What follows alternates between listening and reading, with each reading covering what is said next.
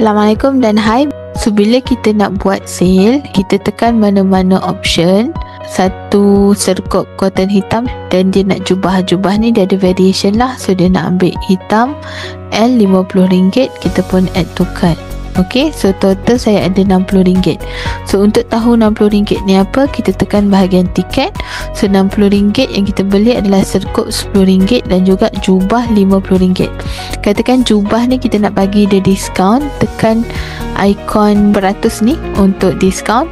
So kita bagi tahu dia akan dapat 10% diskaun. So automatic dia akan kira.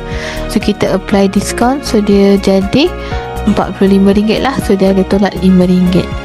So kita juga boleh bagi promotion kalau dia beli banyak lah. Contoh let's say serkup ni dia beli 3, kita ada offer kalau beli 3, satu tu jadi RM9. So dekat bahagian diskaun tu kita letak satu produk jadi 9.